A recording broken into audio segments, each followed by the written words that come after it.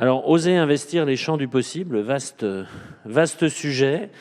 Et nous avons une table ronde de haut niveau qui va nous permettre justement d'explorer un petit peu les différentes facettes. Et avec Sandra Deleuil, nous allons essayer d'accompagner et de favoriser les expressions de la salle. C'est une table ronde, donc il va falloir qu'il y ait des questions qui fusent et qu'on puisse approfondir un petit peu les sujets. Merci. Donc, bonjour à tous. Donc, 4 intervenants aujourd'hui.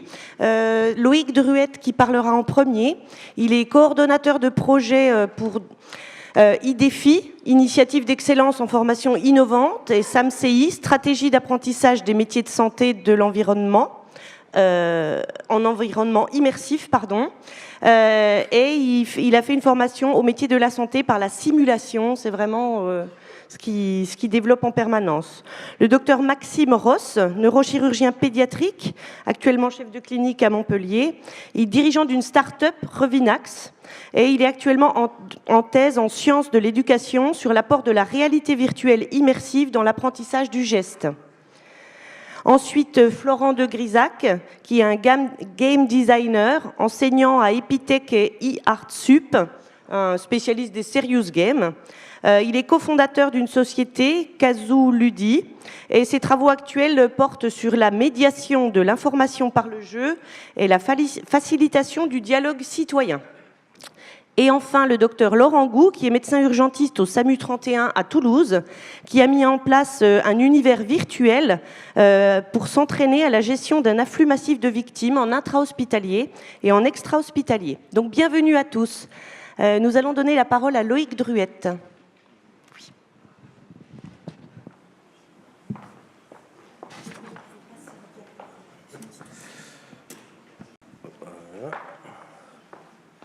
Donc bonjour à tous.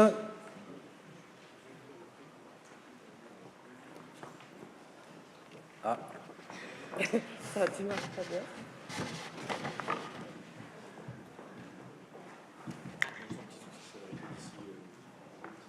Alors je vais commencer sans les diapos. Donc, merci beaucoup pour cette invitation. Une superbe organisation. Donc comme l'a dit la collègue, effectivement, je suis là parce que je coordonne un IDEFI, à l'instar de ce qui se fait à Amiens avec Christina Mirati, à Lille, à Brest, qui sont des IDEFI plutôt santé. Et donc, ce sont des programmes de 7 ans où nous nous efforçons de faire la preuve de l'efficacité, à défaut d'efficience, de la formation par l'immersion. On travaille a priori de façon coordonnée avec les scientifiques de physique, avec les modélisateurs mathématiciens, avec bien sûr toutes les professions de santé et avec le monde numérique, donc vraiment les gens qui font de la réalité virtuelle, de l'image, des réseaux de décision et des choses comme ça. Donc il y a en plus énormément d'implémentation du numérique, c'est vraiment protéiforme, multiforme. Il y en a autant que de variétés de sucre, voire beaucoup plus. Le numérique, mais finalement on s'est débrouillé sans numérique pendant très très longtemps. En quoi ce numérique va pouvoir nous aider à faire une pédagogie innovante et efficace auprès de nos apprenants pour les métiers de santé. Et il n'y a pas un métier de santé, il y en a vraiment énormément. Il y a des situations professionnelles, il y a un continuum infini de situations. Donc comment je peux créer des dispositifs qui vont apporter quelque chose à chacun de ces intervenants de santé, à titre individuel, à titre de groupe, à titre sociétal. La vraie méthode, éventuellement, ça peut être de repartir de cette constatation et de remonter le temps. Donc, tout en haut du schéma, vous avez l'espace, les petits points, c'est vous quand vous êtes en situation de soins. Donc c'est toutes les situations, et puis je me dis que pour en arriver là, à avoir un professionnel à l'aise, qu'est-ce qu'il fallait que je fasse ? Donc si je suis dans le monde de la simulation, il y a eu un moment où j'ai eu une simulation pleine échelle, avec une confrontation totale avec les réalités, sans patient réel. Si je remonte encore un petit peu avant, j'ai un petit peu moins de situations, mais qui vont correspondre à des formations qu'on va trouver en 3e cycle souvent, qui correspondent à des situations complexes, mais assez orientées spécialité, anesthésie, réanimation d'une part, chirurgie. Donc on va travailler, on va finir de travailler et régler un certain nombre de choses. Et au tout début, il va falloir trouver les formations simples et unitaires, partagées par tous, qui vont permettre de faire un petit galop d'essai et de se confronter à ce que sera le métier de santé. Donc on remonte comme ça cette courbe, en sachant que la finalité, c'est de partir depuis cet océan de savoir qui est en bas, vers une qualification professionnelle et un exercice professionnel assumé et confortable. Si je calque ça par rapport à la construction des études de santé, alors j'ai pris médecine, mais on pourrait tout à fait superposer IFSI, paramédicaux sur le schéma. On retrouve donc dans mon petit carré plutôt rose les formations initiales de gestes simples fondamentaux. En vert, on va retrouver des choses un petit peu plus complexes, haute fidélité. En bleu, on est a priori déjà dans un milieu professionnel, mais sans le patient. Et puis en bleu en bas, c'est la possibilité de régulièrement faire dans l'endroit où on exerce le soin des simulations réelles, 1-2 fois par an, pour vérifier, corriger un certain nombre de choses. Donc en quoi le numérique va pouvoir contribuer à l'acquisition du savoir, du savoir-faire et du savoir-être? Donc il y a beaucoup de choses qui sont écrites là-dessus. On s'attend à ce que ça renforce la motivation. C'est pas toujours vrai, mais il se trouve que dans la simulation, ça marche plutôt pas mal. L'accompagnement avec la gestion des traces, l'auto-analyse, le retour à l'apprenant, ça c'est vraiment un truc à fouiller qui peut apporter beaucoup de choses. Mais dans toutes ces dimensions, il ne faut jamais oublier, et ça c'est super important, d'éviter les formations silos. Donc il faut que chacun ait connaissance des gens avec qui il va intervenir dans toute sa carrière. Donc pour les savoir-faire, l'important c'est de capturer aussi les habiletés et de proposer des courbes d'apprentissage à l'apprenant pour qu'il sache se situer et comprendre comment progresser. La vraie difficulté, c'est peut-être sur le savoir-être. Avec le numérique, comment qualifier du savoir-être? Alors on a des pistes, des analyses de communication, des analyses non verbales, automatiques, avec des technologies type Intel, IntelliSense, des choses comme ça. Donc on progresse là-dessus, mais on en est encore au tout début. On a l'habitude de classer un peu les simulations en 3 grandes catégories. Donc on a l'organique qu'on mélange d'ailleurs avec l'humain, le relationnel, le décisionnel, le synthétique, donc des systèmes, des dispositifs qui vont recréer des situations, et le numérique full. En fait, il y a un peu une arnaque, parce que si on regarde de près, le numérique il est déjà de partout. C'est-à-dire que vous avez certainement du numérique dans le numérique, mais dans l'organique, si vous regardez un peu les informations, vous avez beaucoup de numérique, vous commencez à avoir des chirurgiens qui opèrent avec des lunettes d'augmentation de la réalité. Dans le synthétique, les métiers radiologiques, par exemple, vont apprendre avec des simulateurs qui sont bourrés de numérique, d'analyse d'images et de choses comme ça. La tomographie sans numérique, ça sert absolument à rien. Donc en fait, le numérique, on voit, il est partout. On a donc un vrai chemin de croix à accomplir, former un futur soignant, lui donner des capacités en savoir, savoir-faire, savoir-être, en jouant sur ces 3 dimensions. Tout ça en le replaçant dans l'environnement sociétal, réglementaire, soignant, et bien sûr, à la fin des fins, le patient. S'il n'y avait pas de patient, il n'y aurait pas de problème. Donc, on sent toute la dimension, la complexité de ce paradigme. La vraie question, c'est le numérique. Est-ce qu'il est capable de former des personnels qui vont acquérir des vraies compétences? Est-ce que ça va pouvoir les aider à avoir une démarche réflexive sur leur apprentissage? Et est-ce que ça va en faire des professionnels? Si on regarde à nouveau à l'aune des catégories qu'on avait faites, un petit peu artificiellement, on voit qu'il y a des choses qui se faisaient depuis fort longtemps, sur du papier ou avec des mannequins de cire. Il y a encore 15 ans, on arrivait à faire des choses qui était certes dans le monde du numérique, mais finalement pas tellement différente par rapport à ce qui se faisait il y a plusieurs siècles.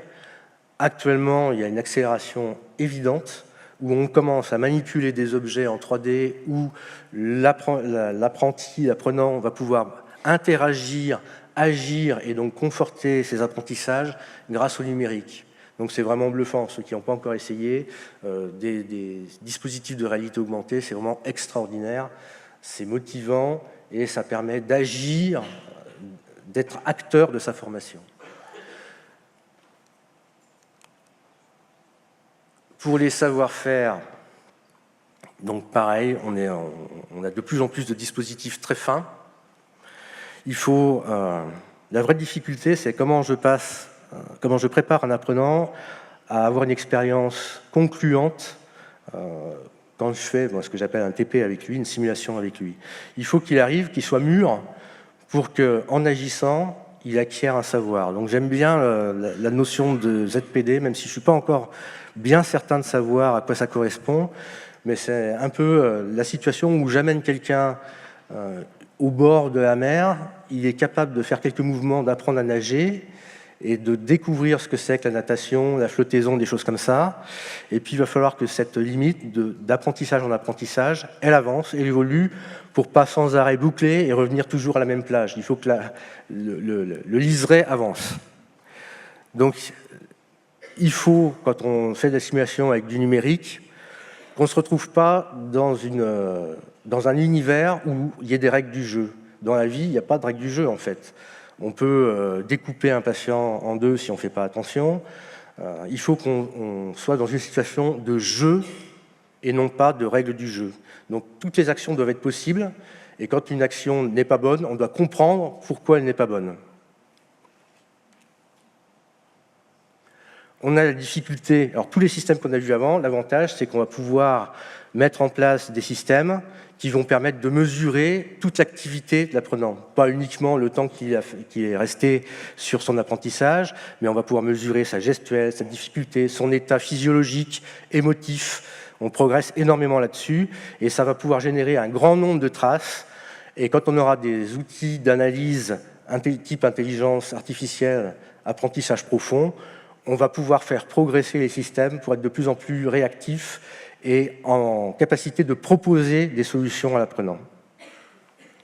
Quand on a des systèmes beaucoup plus basiques, on peut toujours avoir du numérique. Là, si vous cochez, il y a les pré-learning qu'on peut mettre à disposition de l'apprenant pour qu'il puisse s'aider et avoir une expérience plus performante de son apprentissage.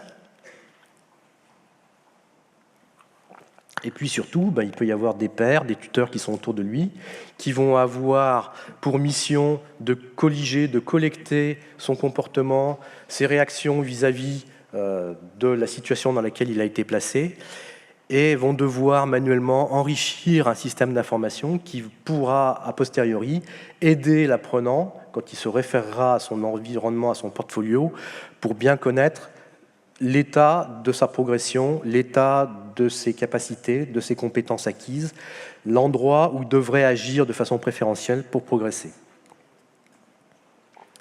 Alors moi, le savoir-être, c'est une vraie question. J'ai pas encore d'idée vraiment évidente sur comment on va pouvoir faire le numérique et le savoir-être. C'est tellement humain, finalement, que même le numérique a quelque chose de dérangeant là-dedans, mais pourtant, on y va.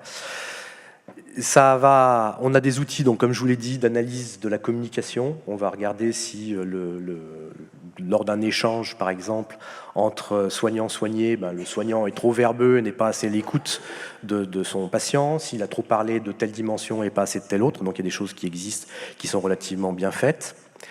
On a la possibilité d'avoir des vidéothèques avec des commentaires pour apprendre à analyser, par exemple, les situations non verbales. Donc ça reste quelque chose de pas encore très interactif, mais on peut éventuellement aller vers de l'interactivité. Et il faut qu'on puisse générer effectivement des traces pour pouvoir évoluer et regarder la progression de l'apprenant. Moi, j'ai toujours une tendance à regarder qu'est-ce que je peux donner à mon apprenant pour que de lui-même, il puisse s'évaluer et se positionner et avoir une stratégie de progression. il faut aussi bien sûr que ces traces servent aux formateurs pour savoir où ils en sont par rapport aux personnes qui l'accompagnent. Alors, est-ce qu'il peut y avoir un jour un portfolio, un système numérique qui va, de façon qui ne sera qu'un outil, qui puisse être dans le monde numérique une aide, un suivi tout au long des apprentissages pour aider formateurs et apprenants dans le cheminement de l'acquisition des compétences. Donc on a un peu la prétention de travailler à ça dans le cadre d'un programme d'une qui s'appelle CIDES 3.0, qui va s'appuyer sur les technologies du web sémantique, donc qui va nous demander effectivement d'avoir une description ontologique de ces apprentissages. Et pour que ça fonctionne, il va falloir questionner tous les professionnels que vous êtes. Et on vous espère, on vous invite à nous rejoindre et à nous proposer des rendez-vous pour qu'on puisse ensemble essayer d'avoir une description la plus juste possible de ces apprentissages pour pouvoir construire un univers intelligent, entre guillemets, qui capturera des traces de l'activité, de la progression des apprenants et deviendra un système prédictif et qui aura la capacité de proposer des solutions aux apprenants.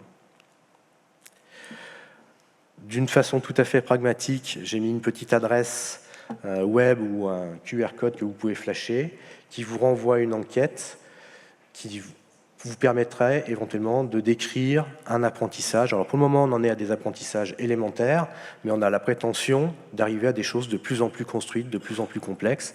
Et l'idée, c'est de partager ensemble cet univers descriptif au niveau sémantique de nos apprentissages. Juste une petite remise en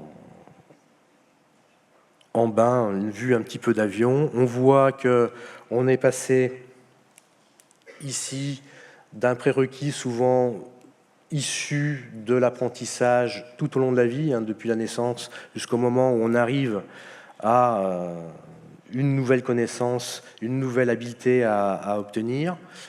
Le monde de la simulation, c'est un monde merveilleux où on va pouvoir évoluer en se trompant, et même c'est conseillé de se tromper toujours mieux pour apprendre toujours mieux et toujours mieux comprendre les ficelles, le Deus ex machina. Et puis petit à petit, alors une petite remarque, plus on va vouloir recréer des situations réelles, plus l'efficience souvent va être mauvaise.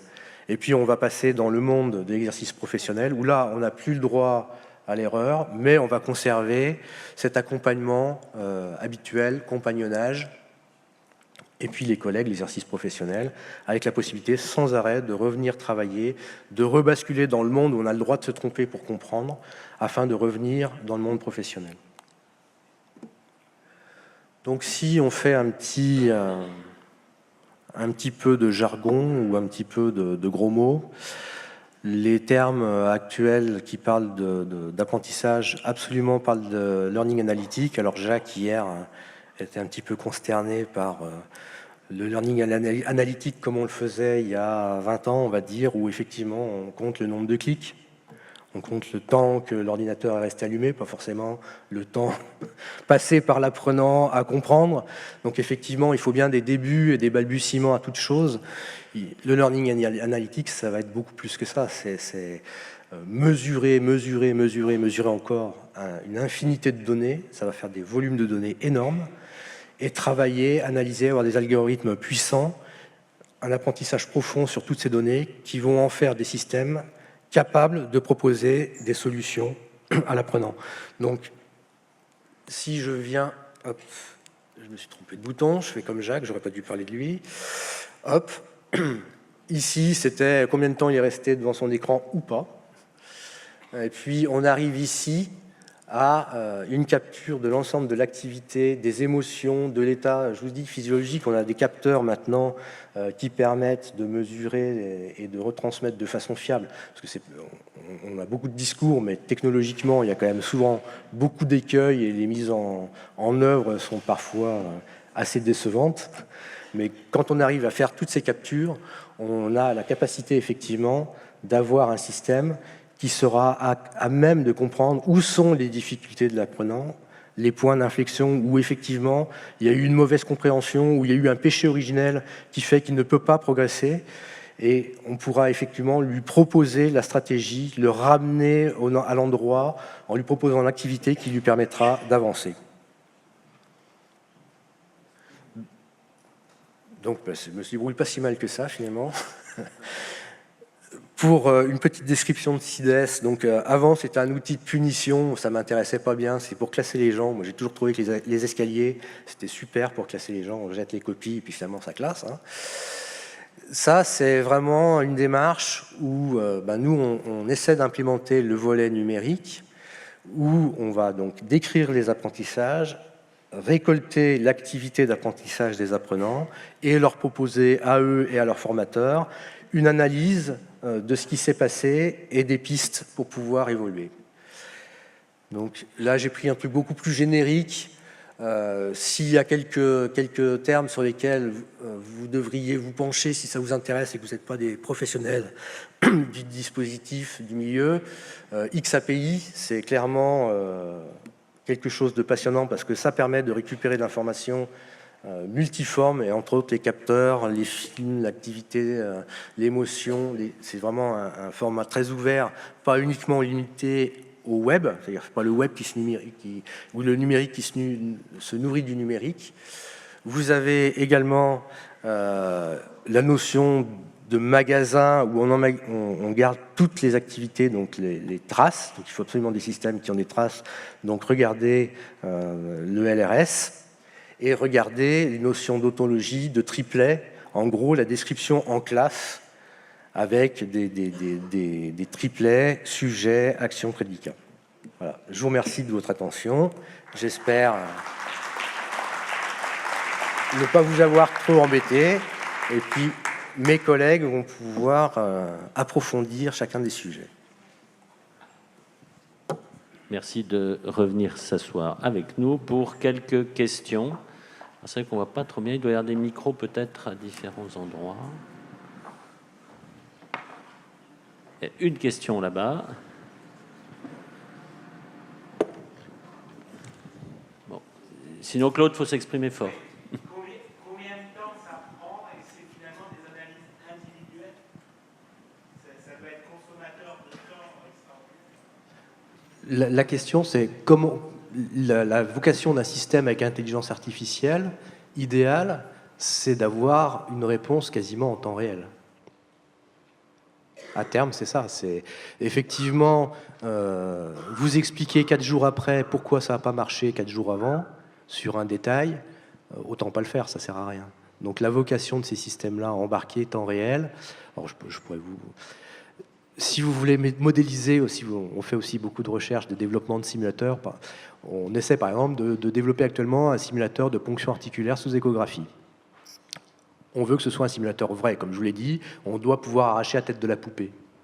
Donc ça veut dire qu'on décrit au niveau physique le comportement des tissus, le frottement des aiguilles, l'imagerie, pour pouvoir avoir le modèle physique de l'aiguille qui pénètre dans une épaule, par exemple. On est arrivé à des modèles assez efficaces qui mettent juste 30 minutes par image. Vous imaginez bien que pour un apprentissage temps réel, si toutes les images elles arrivent à 30 minutes les unes des autres, ça ne va pas le faire.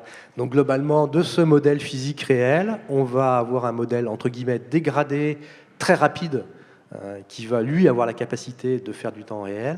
Et c'est ce modèle pour lequel on aura vérifié qu'il coïncide très bien avec la réponse physique vraie, qui aurait été validé par des mesures sur du cadavre, sur du vivant, sur des choses comme ça, qui sera implémenté et qui donnera des conseils. Tu vas trop vite quand tu enfonces, tu pilotes mal la capture de ton aiguille dans le plan échographique ou des choses comme ça, tu devrais te entraîner à ça. Voilà, c'est un peu ça. Et vous imaginez, bien sûr, pour pouvoir donner des informations comme ça, le volume de data qu'on avale, que le système doit avaler, doit analyser pour pouvoir avoir une réponse pertinente. Si vous faites un système qui a des réponses à peu près ou pas pertinentes, ça ne marchera jamais et les gens mettront ça de côté très rapidement. Est-ce que j'ai à peu près répondu Christine. Oh non, pas toi. J'ai 2 questions. La première, par rapport à ce que tu viens de dire, est-ce que dans le système que vous travaillez, que vous prévoyez, plutôt que de donner le conseil immédiat « t'es trop haut, t'es trop bas, à droite, à gauche », il y a la phrase préalable disant « à ton avis, qu'est-ce qui fait l'erreur ?» C'était ma première question. Oui, ça me semble une évidence. C'est-à-dire, si, je crois que dans une diapo, j'ai dit, il ne faut pas tout mâcher, quoi. Si le cerveau ne travaille pas, il n'y a pas d'apprentissage. C'est-à-dire, si la personne, à un moment... Quand j'ai fait le petit dessin sur les savoirs, j'avais le mec qui dessinait, il y a 4 siècles, l'anatomie, en dessinant, c'est clair qu'il la comprenait beaucoup mieux que le type qui est dans son canapé, qui regarde une vidéo sur un muscle qui travaille. Lui, il a l'impression de comprendre, mais il ne comprend pas. Donc effectivement, la piste, c'est l'aiguillon. Est-ce que tu ne penses pas que... qu'est-ce que tu pourrais proposer pour... voilà. Donc, ok, on est d'accord. La deuxième chose, c'est que CIDES, bon, ça marche. Je veux dire que ça marche. En tout cas, c'est en cours de réalisation. Juste pour nous tous, actuellement, tous les DES sont en train de médecine. Et le nôtre de médecine d'urgence a déjà déposé tous les enseignements sur CIDES, qui devient, avec l'idée du portfolio numérique pour tous.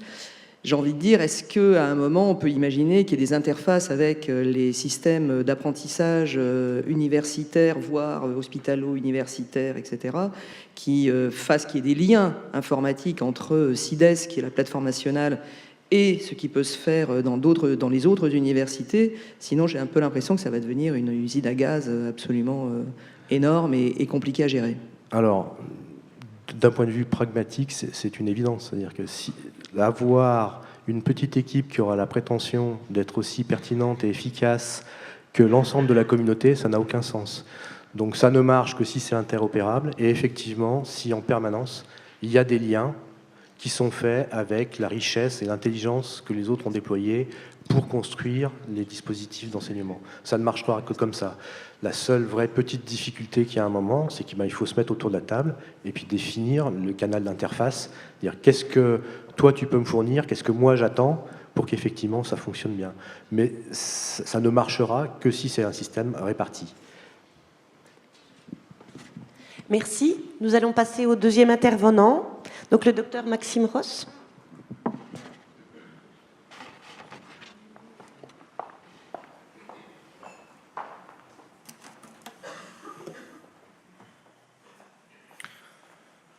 Bonjour, merci d'avoir invité à participer à cette table ronde. Maxime Ross, je viens de Montpellier, on travaille avec Blaise Debien dans le cadre de la réalité virtuelle, donc pour la première intervention. J'ai développé une start-up qui s'appelle Revinax, qui est un projet pédagogique et qui maintenant utilise notamment aussi la réalité augmentée, mais ça, on pourra débattre beaucoup plus longuement dessus après. Juste quelques mots au départ, c'est des mots d'alerte pour avoir quand même la finalité aussi de cet apprentissage. Concernant la chirurgie, ces chiffres sont donnés par l'OMS, sont quand même dramatiques, donc on a bien conscience qu'il faut former plus, mais c'est aussi trouver un moyen de pouvoir véhiculer simplement ce savoir-faire dans des contrées aussi reculées qui n'ont pas accès à des simulations, des fois qui sont de grande qualité. Je n'apprends pas ce qu'on, je pense, à grand monde ici, c'est juste pour introduire l'importance de la réalité virtuelle dans la pédagogie. La réalité virtuelle est maintenant immersive. Ça, c'est depuis le début des années 2010, on va dire 2012 exactement, avec les nouveaux masques de réalité virtuelle. Ce n'est plus la réalité virtuelle sur écran plat telle qu'on la connaissait. Et la grande modification maintenant, c'est qu'on va pouvoir être immergé. On n'est pas juste devant un écran, on est dans un autre monde qui a été créé par informatique. De cette immersion vient l'engagement émotionnel que vous n'avez pas lorsque vous êtes face à un écran 2D. Et cet engagement émotionnel est justement ce qui va pouvoir permettre d'avoir un apprentissage qui soit optimisé. Je mets ici un tableau de Fowler, pédagogue, qui a en fait colligé les différentes réflexions qu'il y avait sur la réalité virtuelle 2D. C'était au début, c'était en 2013 que cet article est sorti. Ce qu'il faut retenir en fait, c'était plusieurs pédagogues avaient les mêmes réflexions. La première des choses qui fait une réalité virtuelle réussie pour l'apprentissage, c'est le sentiment de présence. comprend aisément qu'avec la réalité immersive, lorsque vous avez votre masque sur la tête, que vous êtes projeté dans cet univers, le sentiment de présence y est d'emblée.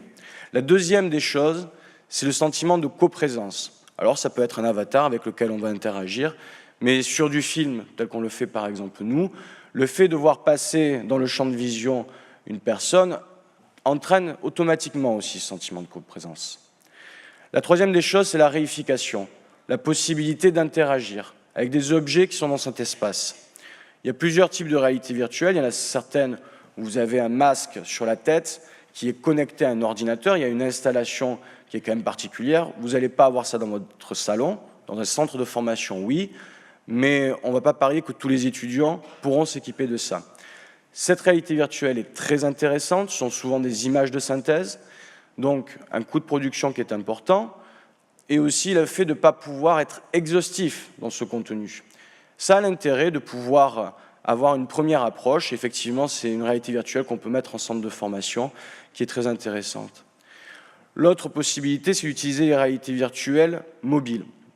Là, vous avez un téléphone portable, vous mettez votre téléphone dans le masque de réalité virtuelle et vous avez le message que vous devez emporter à la maison, que vous pouvez revivre chez vous. L'étudiant peut retravailler avec des masques qui sont quand même beaucoup moins onéreux. Ces deux types de réalité virtuelle, la grande différence, ça va être l'interactivité que vous pouvez avoir. C'est-à-dire que sur celle où il y a une installation particulière, où vous avez le masque qui est connecté à l'ordinateur, vous allez pouvoir interagir beaucoup plus aisément dans cet univers. Vous savez, vous avez des contrôleurs, des manettes, vous pouvez attraper des objets, vous pouvez les étendre, vous pouvez les retourner face à vous. La réalité virtuelle mobile n'en est pas encore là, il y a des capteurs qui existent, mais qui ne sont pas suffisamment fins. Par contre, vous pouvez faire des interactions malgré tout dans le reste de cet univers, même si elles sont simplifiées. Et vous obtenez quand même cette réification qui est le troisième critère. Donc présence, coprésence, réification. La réalité virtuelle, ce sont ces critères qui permettent un bon apprentissage. La réalité virtuelle immersive apporte et répond à ces trois critères. Bien entendu, sur la partie chirurgicale, la première des choses sur laquelle on s'est tourné, c'est le savoir-faire technique. On a beaucoup d'idées aussi pour le savoir-être, les relations, mais pour l'instant, le savoir-faire technique. Comment on apprend un geste? Méthode du compagnonnage, qu'il faut savoir quand même est quand même très française et très enviée à l'international, puisque les Américains ont commencé avec leur centre de simulation, mais ont eu besoin des Français pour comprendre, si tant est qu'ils aient vraiment tout compris sur le point de vue du compagnonnage. C'est un secret à la française. Le compagnonnage, c'est voir beaucoup, et être accompagné avec son mentor. Le gros problème, c'est qu'on passe beaucoup de temps à ne pas forcément avoir le bon angle de vue, la bonne perspective. Vous êtes à côté, derrière, des fois en face. Si je mets cette photo, c'est pas anodin, c'est des collègues orthopédistes en fait, qui m'ont bien expliqué que la première fois que leur interne allait commencer l'intervention, mais au lieu de faire l'incision convexe, il la faisait concave parce qu'il avait vu en permanence en sens inverse. Cette importance de l'angle de vue est capitale. On apprend, selon les théories constructivistes, enfin théories qui sont quand même largement établies, on fait travailler nos neurones miroirs lorsqu'on apprend un geste. On le voit faire, le cerveau s'en imprègne et va pouvoir le reproduire. Lorsque vous assistez à un geste, votre cerveau calcule aussi dans quelle position il devra se mettre pour pouvoir le repérer, le réitérer. La grande différence, c'est lorsque vous voyez à la première personne, comme si c'était vous qui étiez en train de faire le geste, la charge cognitive est beaucoup moins importante. Globalement, le cerveau a besoin de moins calculer, et en définitive, le cortex moteur et sensitif est celui qui s'active, la même zone que celle qui est en train d'être utilisée. Donc même sans faire le geste, finalement, le cerveau est déjà en train d'apprendre. Vous savez, lorsqu'on étudie la motricité, en définitive, le cortex moteur est en permanence activé. Et vous l'inhibez. C'est le problème qui se passe dans Parkinson, c'est qu'en fait, l'inhibition se lève. La première des choses qui se passe chez des personnes qui vont être vraiment enclins à apprécier la réalité virtuelle, vous leur mettez le masque sur la tête. Si elles sont à la première personne, la première des choses qui va se passer, elles vont lever les mains face à elles, exactement comme le chirurgien. L'inhibition est levée. Le but de la réalité virtuelle, c'est de leurrer le cerveau, en définitive, de lui faire croire que c'est lui qui est en train de faire quelque chose. Je vous rejoins tout à fait. Par contre, il faut bien entendu avoir une démarche pédagogique derrière, et c'est pas juste je mets le masque, je m'imprègne et c'est parti. Ça, on est entièrement d'accord. Donc, on a créé ce qu'on appelle un environnement, le tutoriel immersif, avec tout d'abord un film qui va être réalisé en 3D, selon l'angle de vue de l'opérateur principal. Globalement, il porte 2 caméras sur lui, on a fait 2 supports différents, et on va capter ses gestes à la première personne. Les 2 premières fonctionnalités ont été validées par des articles scientifiques, la première personne d'un côté. La 3D, c'est celle où il y a le moins d'accord dans la littérature. Globalement, 50% des articles vont vous dire que ça a son intérêt, les autres non. Je pense sincèrement que les critères à évaluer dans ces articles-là sont quel est le niveau d'expérience des personnes qui sont étudiées. Parce que pour moi, la 3D, en définitive, c'est important quand vous êtes novice. Pas forcément quand vous êtes jeune, mais quand vous êtes novice dans une spécialité, le rapport à la profondeur a son importance. Par contre, bien entendu, plus on a d'expérience, plus en définitive, un graffiti sur un post-it va servir d'explication et la personne comprendra. La troisième, une fois qu'on a capté ce film, on l'édite, on le chapitre, tout simplement, les chapitres correspondant aux différents temps de la procédure. Donc les chapitres vont se retrouver en haut. Ça, c'est la représentation, en fait, la personne, lorsqu'elle a le masque de réalité virtuelle sur la tête, elle fait face à cet écran où est projeté ce film à 180 degrés, en 3D, voyant au travers des yeux de l'expert. Au-dessus, il y a les chapitres qui correspondent à la technique opératoire. La troisième des choses, c'était le principe de e-learning, de dire il faut avoir tout sous la main, ou du moins ici, sous les yeux, pour comprendre l'acte qui est en cours. Donc ce n'est pas juste une vidéo, c'est un logiciel, une application. Vous avez de chaque côté de l'écran principal des indications pour comprendre l'acte qui est en cours. Donc voilà des screenshots qui ont été pris par rapport à cet environnement immersif. Lorsque vous avez le masque sur la tête, vous faites face à cet écran où vous voyez au travers des yeux de l'expert, comme si c'était vos mains qui s'agitaient devant vous. En haut, en levant la tête, vous avez accès au chapitrage pour recomprendre, revenir bien entendu, ça c'est la partie lecteur. Ensuite, de chaque côté, on va mettre les informations nécessaires à comprendre l'acte. Ça peut être l'imagerie du patient, le scanner, l'IRM. Ici, vous avez une reconstruction anatomique, ensuite 3D sur la droite, qui a été faite à partir du scanner post-opératoire, donc pour comprendre exactement la trajectoire du drain qui a été mis. Mais ça peut être aussi le PowerPoint, le cas clinique, qui avait déjà été réalisé. Ça peut être aussi une vidéo qui avait déjà été tournée. Le but, c'est vraiment d'utiliser les outils pédagogiques qui ont déjà été mis en place, ce matériau, pour ne pas tout refaire. Ce qui est important, c'est ce point de vue, mais le matériau pédagogique, on l'a déjà, et on peut le rajouter, et ainsi lui donner une autre vie. Au départ, nous avons créé l'application mobile.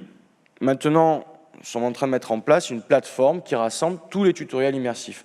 Plateforme qui n'est rien d'autre aussi qu'une application sur téléphone portable, mais qui donne accès au catalogue des différents savoir-faire.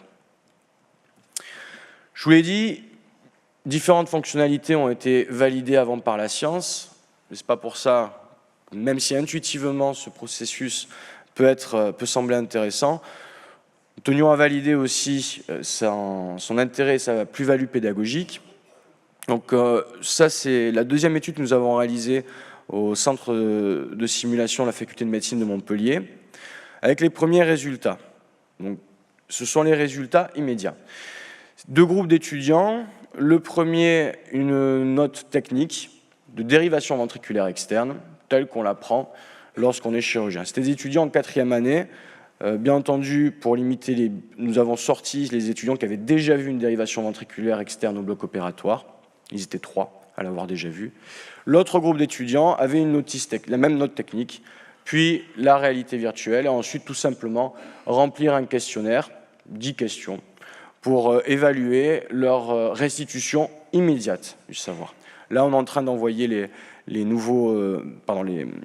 mêmes questionnaires à 3 et 6 mois pour évaluer. Donc au total, on a pu collecter 173 étudiants, répartis sur les 2 groupes. Les premiers résultats sont encourageants parce qu'effectivement, ceux qui ont eu accès à la réalité virtuelle ont mieux répondu au questionnaire de façon significative. La 3e étude débute avec la fin de la 2e, où l'on va avoir une centaine d'étudiants aussi. Cette fois-ci, c'est la ponction lombaire. Donc il y a un groupe où on est en train de présenter sur PowerPoint la ponction lombaire, et l'autre groupe qui voit la ponction lombaire réalisée sur le mannequin sur lequel ils vont réaliser la ponction lombaire après. Ensuite, on les fait passer chacun dans une salle, tour à tour, filmé, et on est à 24 étudiants, pardon, et sur ces films ensuite, décrire le succès, le nombre de gestes parasites, la durée pour arriver à réaliser la ponction lombaire. Et je peux vous dire que ce n'est pas du tout évident sur les aiguilles traumatiques, parce que, et je pense que ça peut être pas un biais d'études qui n'est pas forcément en notre faveur, c'est que lorsque ces étudiants mettent pour la première fois le masque de réalité virtuelle sur la tête, alors vous n'avez pas accès à ce qui se passe. Premièrement, peut-être qu'il y en a qui ferment les yeux aussi, ça on ne sait pas. Ils n'oseraient pas le dire face à l'effet de groupe. Et l'autre chose aussi, c'est comme c'est assez étonnant au départ, vous commencez à regarder un petit peu partout, et l'effet de concentration qu'on a lorsque c'est la 2e fois qu'on le fait, vous ne l'avez pas lors de la première fois. Donc ça, c'est des réflexions qu'on mène aussi, et c'est très intéressant parce que ça permet d'étudier aussi l'émotion que vous avez lors de l'apprentissage. Il y a beaucoup de travail qu'on pourra fournir par la suite. Je pense qu'on débute une aventure qui va être définitivement passionnante. Merci beaucoup.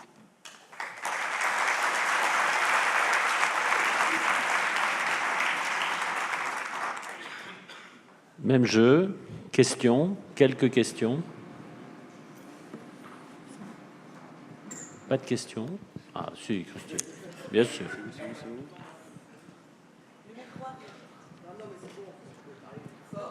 Ça me rassure parce que j'avais l'impression d'être le seul à découvrir des choses extraordinaires dans la salle s'il n'y a pas de questions. Donc. Non, je voudrais... Alors, 2 questions. La première, vous dites et avec une logique physiologique, que le fait d'être en immersif augmente finalement les performances plus rapidement qu'un chant classique. Est-ce que vous pensez que c'est valable pour tous les gestes, ou bien, et c'est plutôt ce que nous pensons, et c'est plutôt pour les gestes chirurgicaux à faible, avec un champ qui est restreint, plutôt que des champs qui sont plus larges? Je m'explique. On a fait une expérience idem, on a comparé l'immersif versus le chant classique sur la ventilation artificielle, qui n'est pas un geste chirurgical, mais bien un geste qui est plus large, j'ai envie de dire.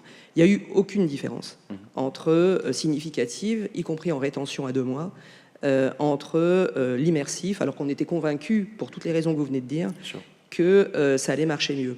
Et donc la question qu'on s'est posée, c'est finalement, est-ce que c'est valable pour des champs qui sont plus restreints, et ce geste chirurgical qu'on ne peut pas faire à la place du chirurgien, et que c'est peut-être un peu moins valable pour des gestes qui sont plus larges. Par contre, on avait en termes de sentiment d'être acteur de la situation, là une différence significative qui était énorme, et on pouvait se dire que ça, en termes de motivation, de toute façon, l'immersion était plus importante. Donc je voulais savoir si vous aviez des travaux en tête qui permettent de confirmer ce qu'on pense intuitivement, mais je pense que c'est surtout pour les champs restreints.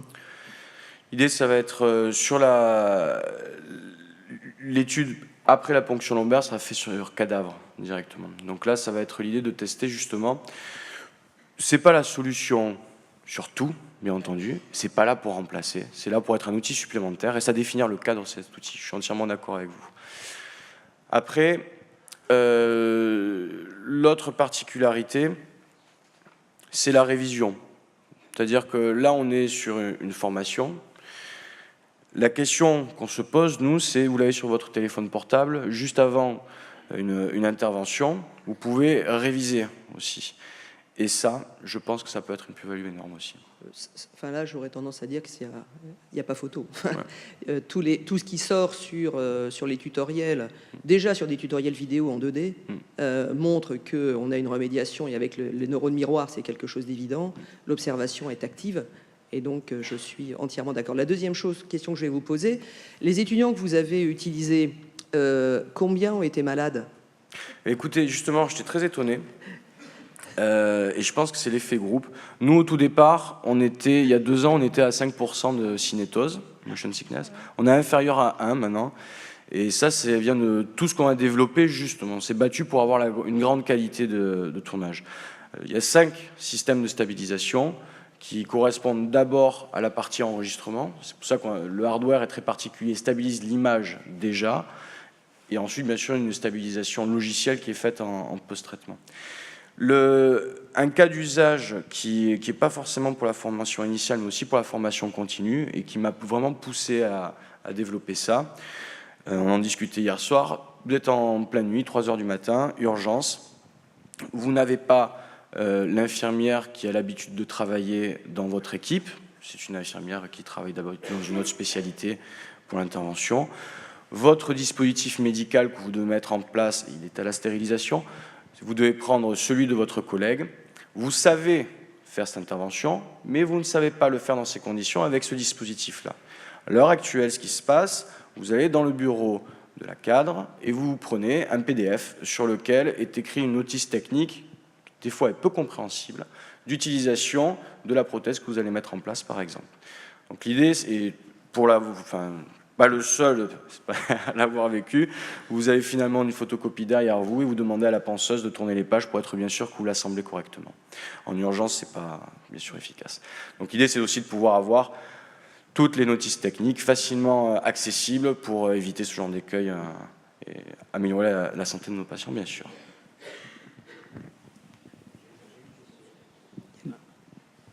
Ensuite, il y aura une question au fond de la salle. Le fait d'avoir choisi donc l'immersion complète pour avoir un embodiment, c'est par rapport à la réalité augmentée. Moi, j'aime bien la réalité augmentée. Je pense au HoloLens. C'est un choix parce que si on travaille avec des avatars 3D qu'il faut construire, c'est du travail et c'est complexe. Ou il y a des arguments pédagogiques très précis qui font que vous n'avez pas passé le gap. Vous pouvez me remettre mon diapo, s'il vous plaît? Merci.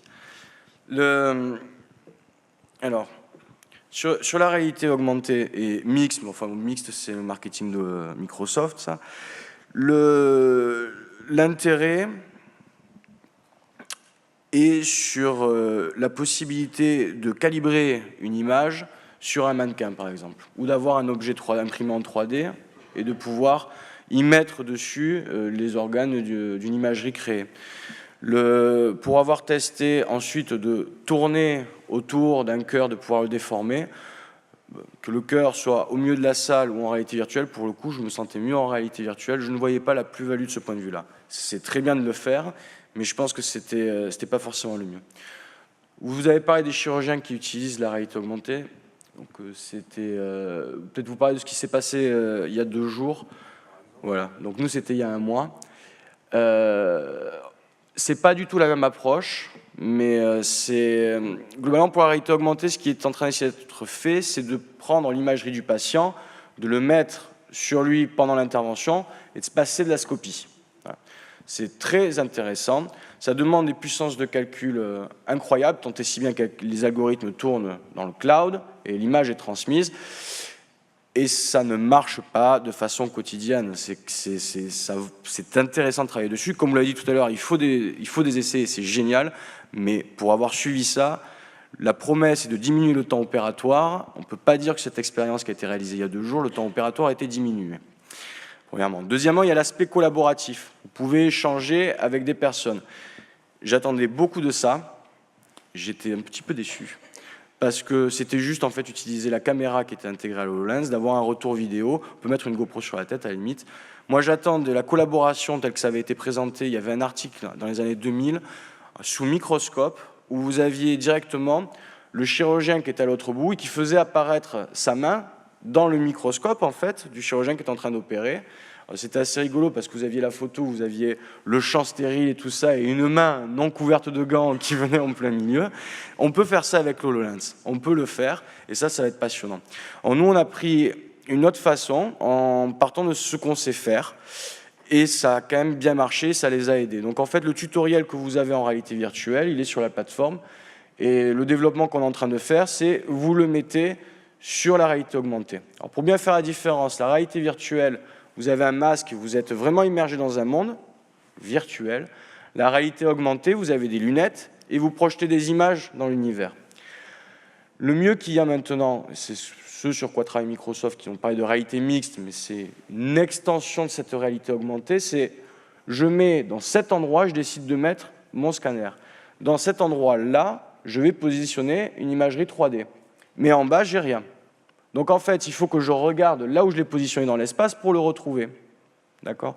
C'est ça qui est important, vous ne l'avez pas en permanence devant les yeux. Et c'est là où ça a été super pour pouvoir aider les chirurgiens.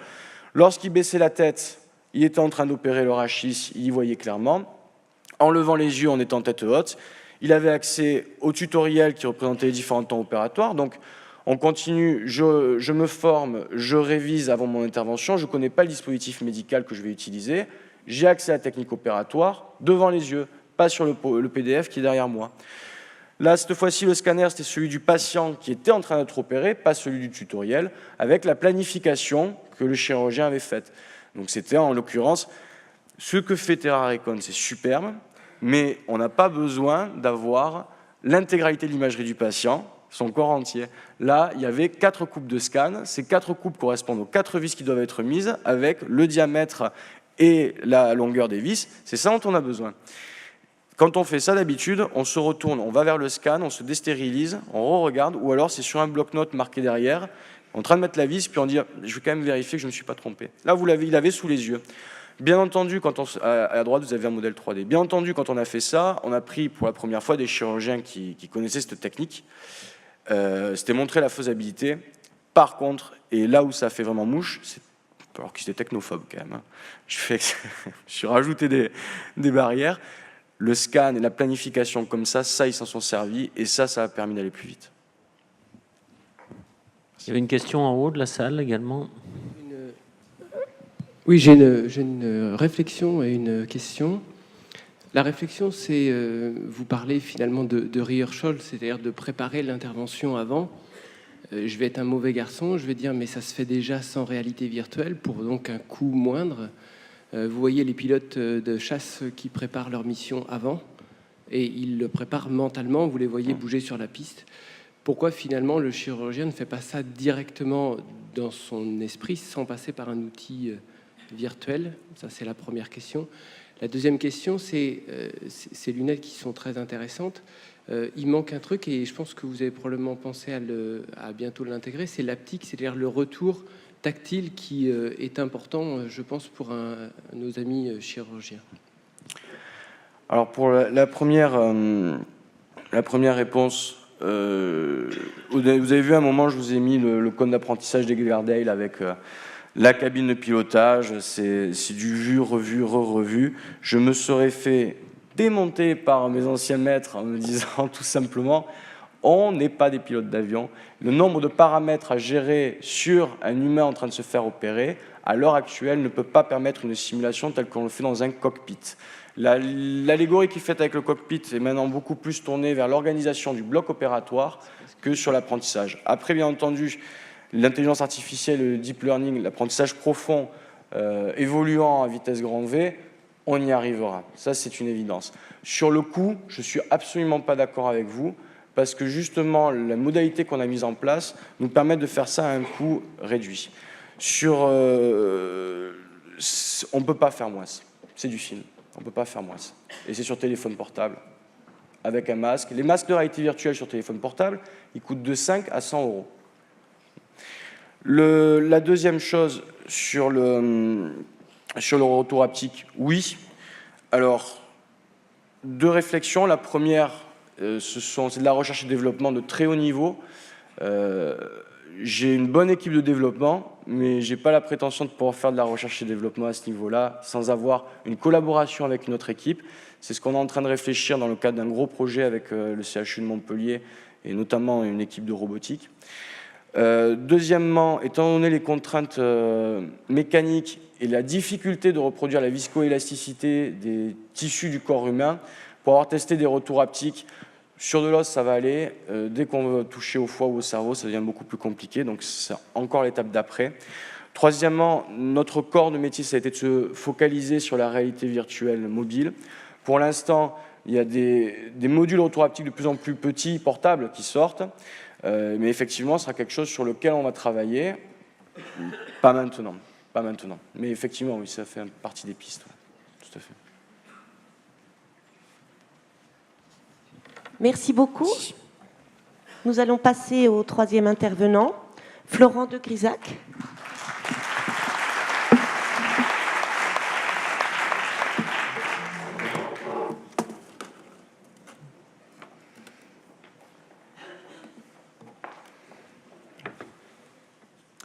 Bonjour. Moi, je vais vous parler de choses un peu moins connectées directement avec vos spécialités et plus sur quelque chose qui vient être quelque part le lien entre toutes ces technologies numériques et les pratiques pédagogiques que vous pouvez essayer de mettre en place. Je m'appelle Florent de Grisac, je suis game designer, comme c'est indiqué ici. Je travaille dans un studio qui s'appelle Casus Ludi, et en fait, on fait ce qu'on appelle de la médiation par le jeu, c'est-à-dire qu'on essaye d'utiliser les techniques et les technologies du jeu pour améliorer les processus de médiation d'informations en tout genre. Je vais d'abord vous faire une espèce de présentation de comment le jeu est intéressant, pourquoi le jeu est intéressant, même si sans doute beaucoup d'entre vous ont déjà cette notion-là en tête. Et puis après, vous montrer un peu ce que le jeu vidéo a apporté comme information sur la façon dont on peut faire ces choses-là. Alors, le jeu vidéo, qu'est-ce que c'est? En fait, il s'agit principalement d'un dispositif numérique qui permet de faire des retours par rapport à une action du joueur. Donc là, ce qu'on voit sur le schéma, c'est qu'effectivement, on a un ordinateur qui va computer une information, qui va montrer le retour à l'utilisateur, qui le capte avec ses sens, en l'occurrence principalement la vue, mais on vient d'en parler, il peut y avoir d'autres systèmes comme les retours haptiques, qui lui-même intègre ces informations grâce à sa réflexion et qui ensuite agit et ainsi de suite. Donc le principe fondamental du jeu vidéo, c'est le feedback, le retour immédiat à une action. L'intérêt que ça a, évidemment, c'est que le jeu est donc un système interactif avec comme principe fondamental d'établir un dialogue entre le système et le joueur, ou les joueurs, quand il y en a plusieurs. L'autre intérêt, évidemment, c'est que le jeu est une démarche fondamentalement naturelle. L'image qui est là, évidemment, montre que ce n'est pas lié uniquement à l'espèce humaine, bien entendu, et on en a parlé, mais et c'est le cas de toutes les présentations qui viennent d'être faites, on est dans le domaine de simuler pour pouvoir effectuer des gestes ou apprendre des choses sans être dans le risque de la situation réelle. Or, c'est quelque chose qui est fondamentalement humain, ou même, donc pas que, mais sur le principe du fait que notre structure de pensée est globalement basée sur la mémoire, donc l'apprentissage est basé sur le fait d'utiliser les informations qu'on a déjà mémorisées, et c'est ce que fait le jeu en permanence, en fait, de permettre d'effectuer des actions pour emmagasiner des ressources en mémoire qui permettent ensuite d'être confronté de manière facilitée à la même situation.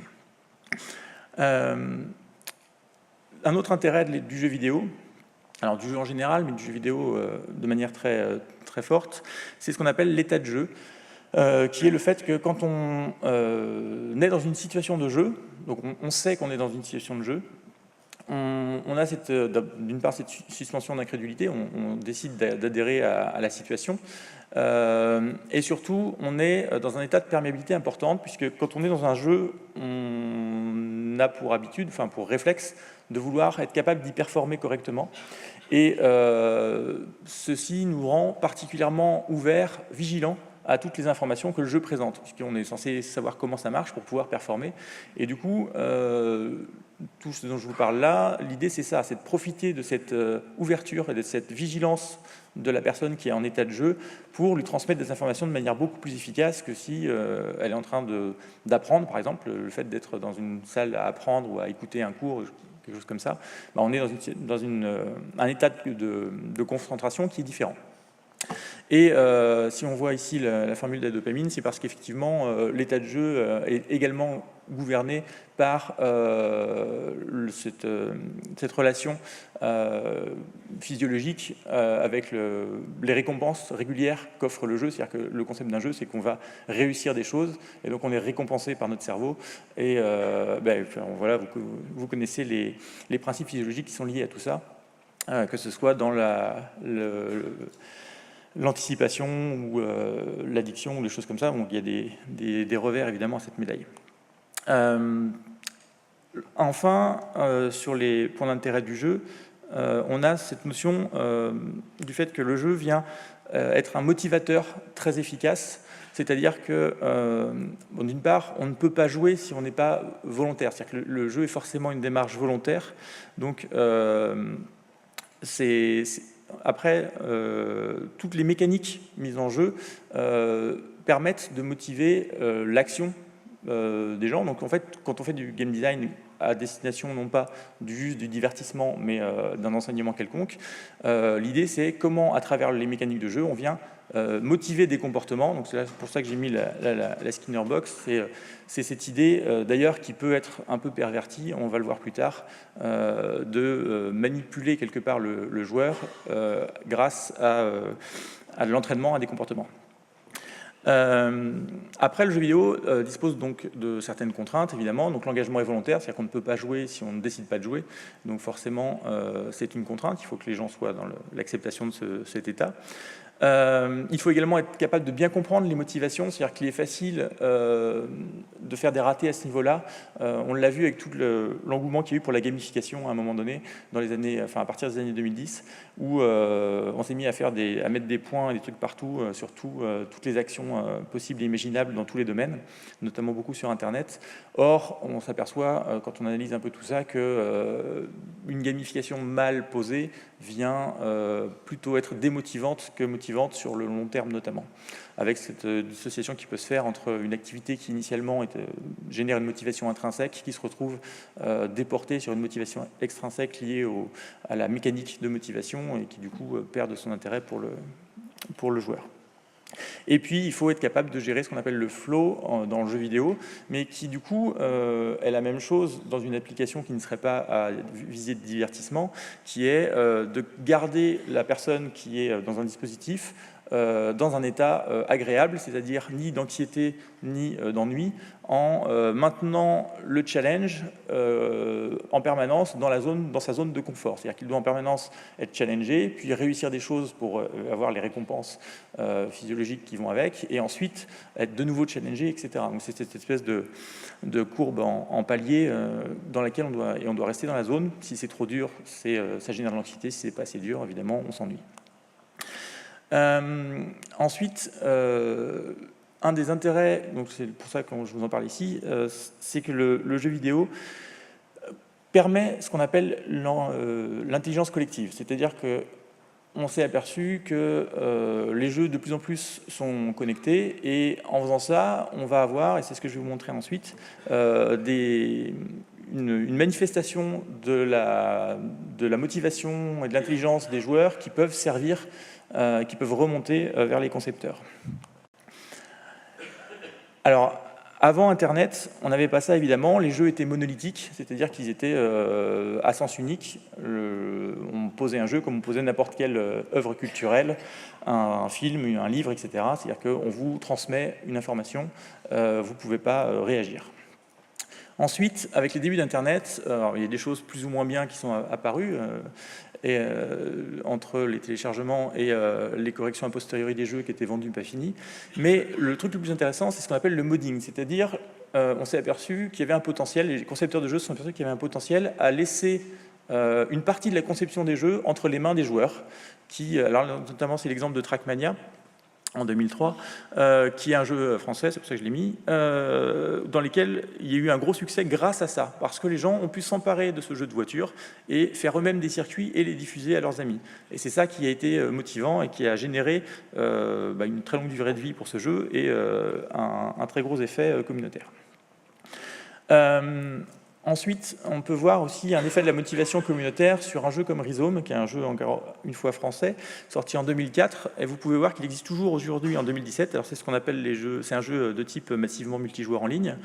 Ce qui est intéressant dans ce cas-là, c'est que la société qui a produit le jeu a fermé 2 ans après la sortie du jeu, que le jeu a été repris par une autre société qui a refermé 2 ans plus tard, et pourtant, 10 ans plus tard, après ces 2 fermetures, le jeu existe toujours. Pourquoi? Parce qu'une communauté de gens, d'anciens développeurs du jeu, mais aussi de joueurs, ont été attachés à ce jeu et l'ont maintenu. Donc ça veut dire qu'on s'aperçoit avec ça, avec cet exemple, que le jeu vient générer une motivation très importante qui peut être diffusée sur une communauté de gens et qui vient la fédérer et lui permettre de faire des choses qui sont quand même assez incroyables, faire perdurer un jeu massivement multijoueur en ligne aussi longtemps, sachant que ça coûte extrêmement cher, que c'est compliqué à mettre en place, etc.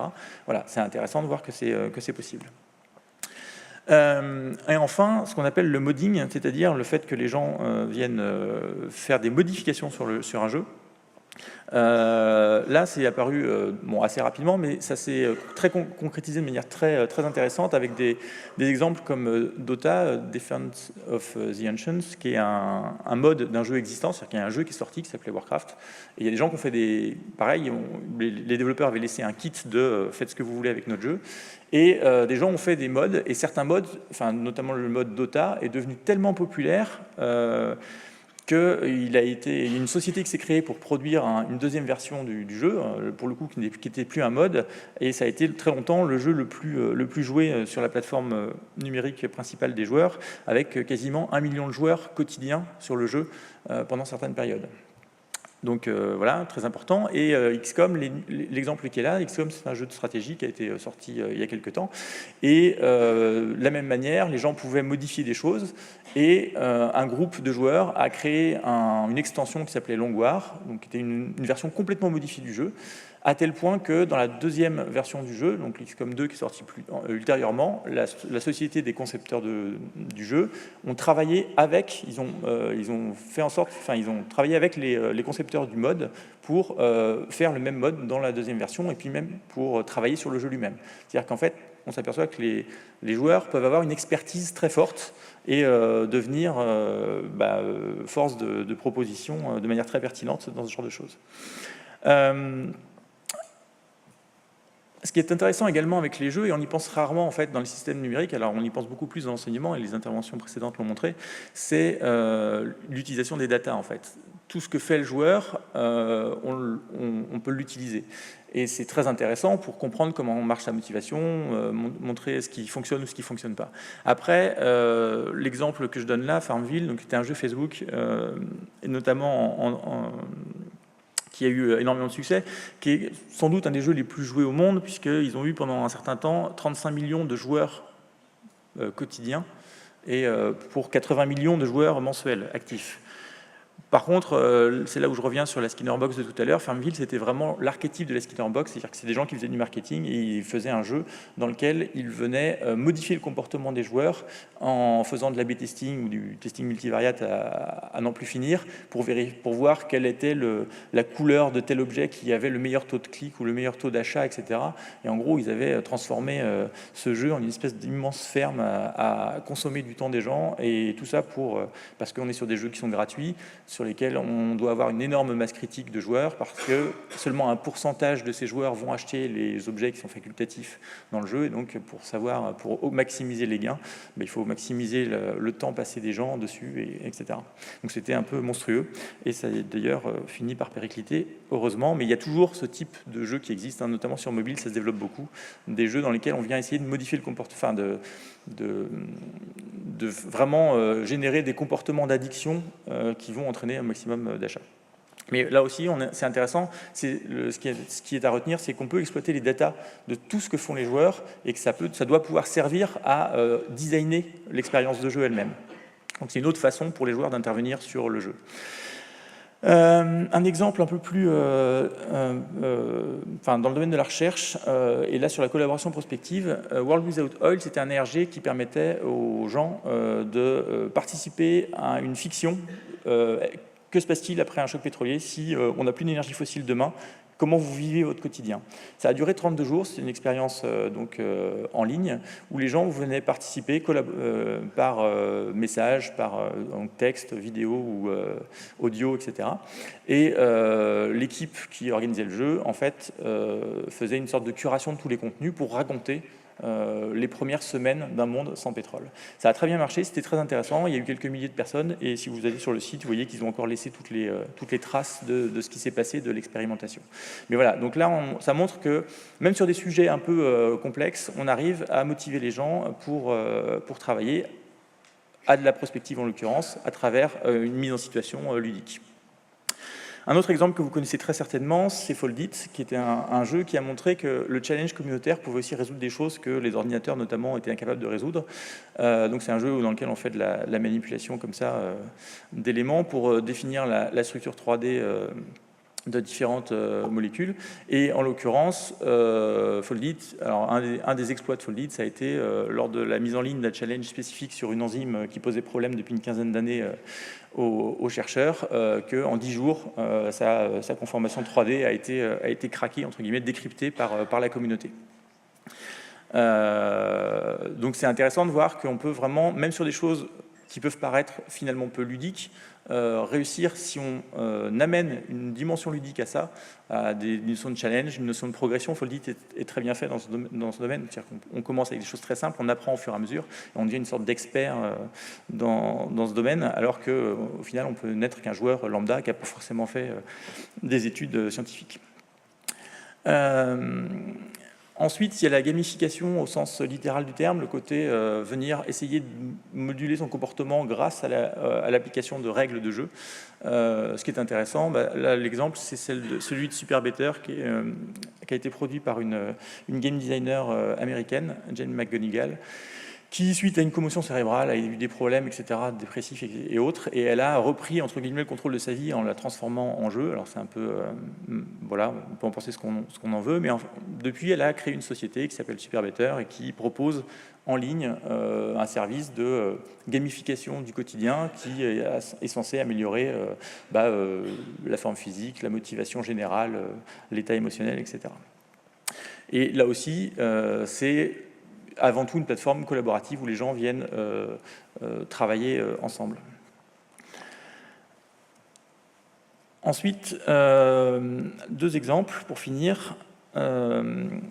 Un exemple de co-conception, c'est Games Together, c'est une Amplitude, une structure française qui fait des jeux de stratégie très complexes. Et ils ont, dès le début de leur processus, créé un système qui s'appelle Games Together, où en fait, ils viennent proposer aux joueurs de s'interfacer directement avec les concepteurs du jeu pour parler de ce qu'ils voudraient voir dans le jeu ou de réfléchir à comment construire le jeu. C'est-à-dire que les game designers du jeu, les concepteurs du jeu, se sont mis en position finalement assez humble de dire le jeu, il n'y a pas que nous qui avons toute la vérité sur comment on va le designer, et ils travaillent avec les joueurs à ça, et ça marche très très bien. C'est un des aspects qui, en plus d'enrichir la conception, vient également fédérer la communauté autour du jeu, puisque les gens ont en plus un sentiment pas de propriété, mais voilà, d'avoir participé à quelque chose en travaillant là-dessus. Donc eux, ils ont une plateforme carrément dédiée à ce qu'on appelle le crowdsourcing dans ce domaine. Et enfin, un exemple plus local, puisque c'est un projet qu'on a fait chez Casus Ludi, donc on a designé en tout cas, c'est profiter de l'intelligence collective.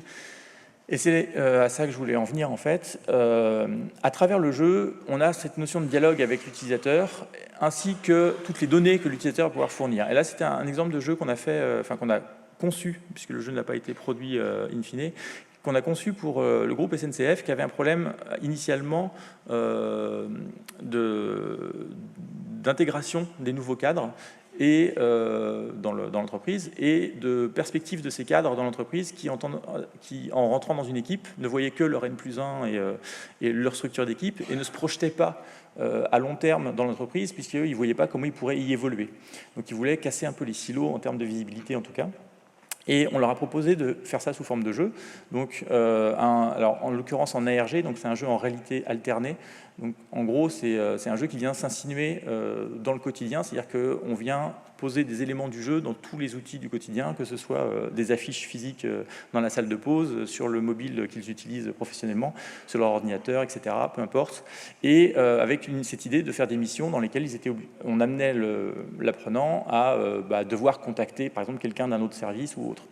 Et ce qui nous est apparu intéressant, au-delà du fait de motiver les gens à découvrir l'entreprise à travers ça, dans leur phase d'intégration, pendant les premiers mois de prise de poste, c'est qu'on pouvait mettre en dialogue des gens qui étaient sur des mêmes postes, mais dans des zones géographiques très différentes. C'est-à-dire que voilà, des gens qui font un poste donné, il y en a à Nantes, mais il y en a dans toutes les gares en France. Or, il n'y a pas de dialogue aujourd'hui entre ces gens. Et là, c'était l'occasion, à travers un média, de les faire dialoguer pour arriver à des réponses collectives enrichies par l'intelligence collective. Typiquement, c'était des missions qui étaient des challenges liés à leur pratique professionnelle et ils devaient y répondre ensemble avec un monitoring des cadres seniors. Mais l'idée, c'était éventuellement que les gens puissent proposer eux-mêmes des missions, des challenges, et voir comment leurs collègues à travers la France étaient capables de les résoudre. Et donc, générer un afflux de données pour améliorer les pratiques sur le long terme. Donc voilà, donc ce qu'il faut retenir de tout ça, c'est que le jeu est très lié, est un gros facteur de motivation et un très bon outil d'apprentissage, mais ça on l'a vu avec les interventions précédentes, que le jeu vidéo en général, il faut bien le comprendre comme un dialogue entre les concepteurs et les utilisateurs. Ce qui est très important, c'est que ce dialogue, du coup, c'est un dialogue, c'est à double sens, et donc on peut jouer avec pour enrichir les informations qu'on peut avoir et améliorer en permanence le processus que l'on met en place, notamment les processus numériques d'apprentissage.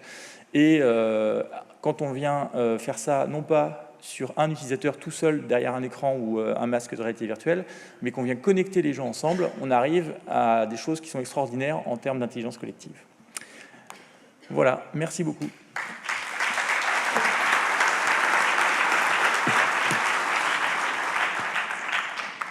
Finalement, on aura moins honte de jouer à Candy Crush dans le métro en se disant que sûrement ça fait marcher plein de trucs intéressants. Alors, on est plutôt là dans le domaine de la Skinner Box bête et méchante quand même. Me semblait bien.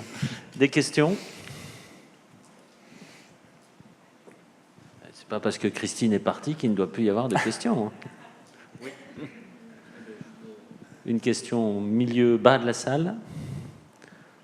Agitez un peu la main. Le plus haut, voilà.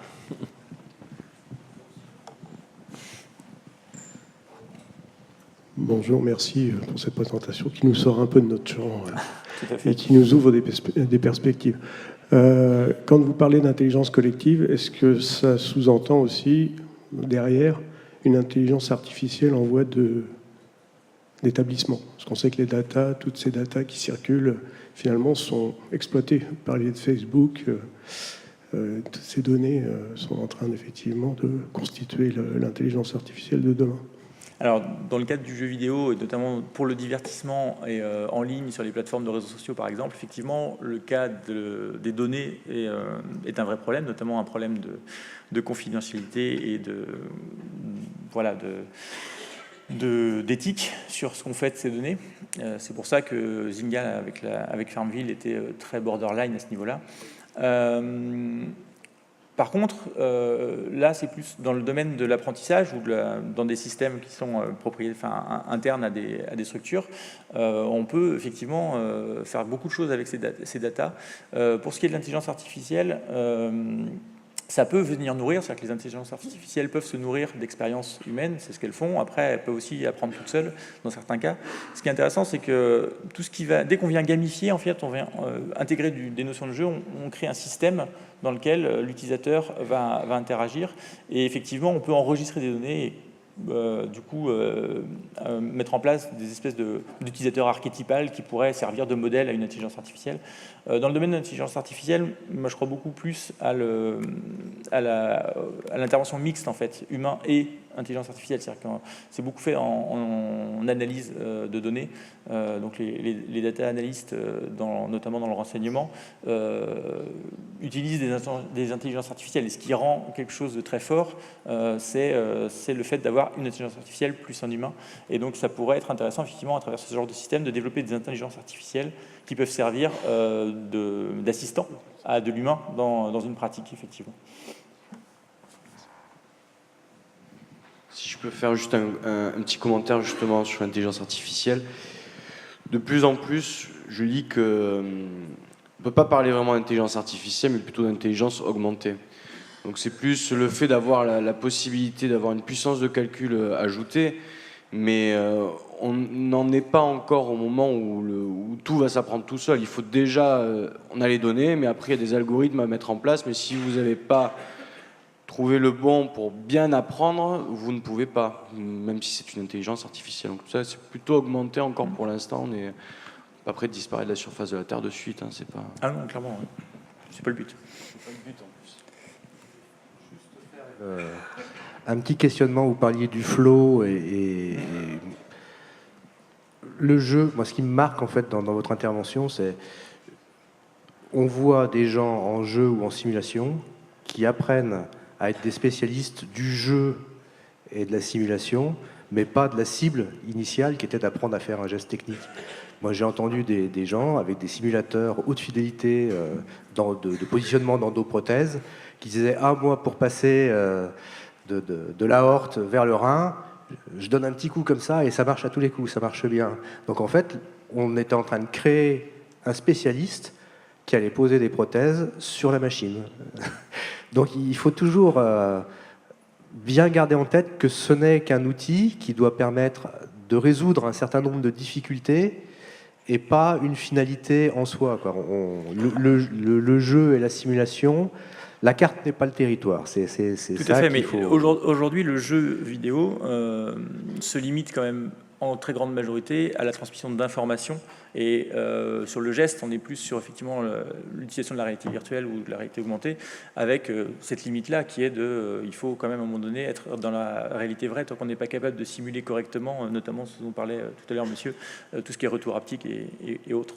On a quand même des jeux, hein. Si vous voyez des simulateurs par exemple de fibroscopie bronchique, les premiers ateliers, c'est on challenge l'apprenant pour sa connaissance en fait, l'embodiment et sa compréhension 3D de ce que c'est qu'un arbre bronchique.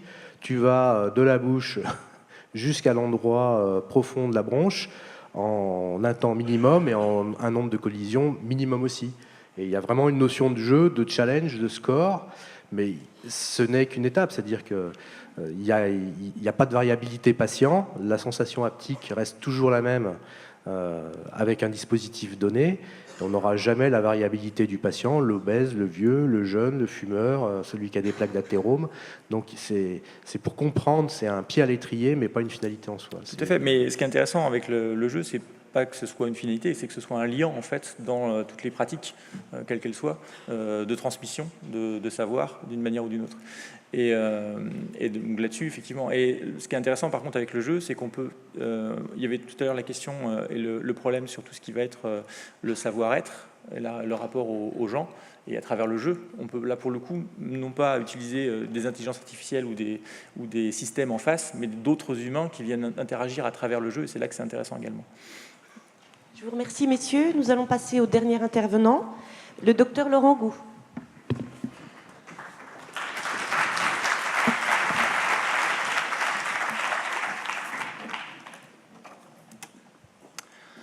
Bonjour à tous et merci au comité d'organisation de m'avoir proposé de parler devant vous, proposer de plan blanc en réseau et de manière plus générale de tous les plans de secours et de ce qu'on a pu essayer et expérimenter chez nous à Toulouse où on n'a certes pas attendu le 21 septembre 2001 pour s'intéresser à la médecine de catastrophe, mais où il est clair que cet événement, l'explosion de l'usine AZF, nous a fait toucher du doigt le fait que le ciel pouvait à n'importe quel moment nous tomber sur la tête et on devait s'y préparer. Et pour ça, comme dans tous vos services d'urgence et vos SAMU, on a l'habitude de faire des exercices massifs de mise en situation où on réapprend régulièrement tous les gestes nécessaires dans ces situations-là. Le fait est que l'organisation de tels exercices se heurte à de nombreux écueils et principalement aux difficultés d'organisation que ça pose, au temps que ça consomme, que ce soit pour les équipes, l'équipe noyau qui va organiser l'exercice, que par le temps médical, paramédical, secouriste que ça consomme le jour de l'exercice. Et à supposer qu'on ait toutes ces ressources humaines, financières, les simulations en grandeur nature se heurtent également à une forme de réalisme qui est le fait que si on veut faire un exercice à l'aéroport ou à la gare, le site va être indisponible pendant un certain temps, ce qui peut poser des problèmes de disponibilité majeurs. Et que bien évidemment, on ne va pas faire un incendie dans une rame de métro juste pour le plaisir de la simuler au mieux. Pas plus qu'on ne va blesser les gens, mais là, à la limite, il y a suffisamment de moyens techniques pour simuler des blessures. Dans ce réalisme des exercices grandeur nature, il y a un point qu'il ne faut pas oublier, c'est que lorsqu'ils se déroulent, il y a en général un certain nombre d'observateurs sur le terrain, parfois importants, qui fait qu'on se retrouve sur une scène qui est assez différente de la réalité par le nombre absolument incroyable de personnes qui gravitent et qui circulent entre les brancards sans qu'ils aient rien à y faire, particulièrement dans la réalité. Donc, si on met en face de tous ces écueils leur pendant, on pourrait être tenté de rechercher un système qui soit beaucoup plus simple à mettre en œuvre, donc beaucoup plus rapide, ce qui diminuerait les coûts et qui permettrait une plus grande reproductibilité. Et qui dit reproductibilité dit plus d'entraînement, plus d'exercice et au final plus d'efficacité pour les équipes. Si cerise sur le gâteau, on pouvait avoir en plus un système qui nous permette de simuler n'importe quelle situation d'une ampleur inhabituelle ou par le peu de chances qu'elle survienne, et qu'on augmente le réalisme de manière paradoxale en numérisant une situation. Peut-on augmenter le réalisme du vécu par l'apprenant ? Eh bien, on va tenter d'y apporter une réponse et la piste qu'on a suivie, c'est de se dire que l'organisation d'un plan de secours, plan blanc, plan Novi, était en elle-même un réseau social. Le fait de mettre des personnes en groupe, de les faire communiquer, de les faire rechercher des solutions, c'était la base d'un réseau social stricto sensu, mais un réseau social sans médias sociaux.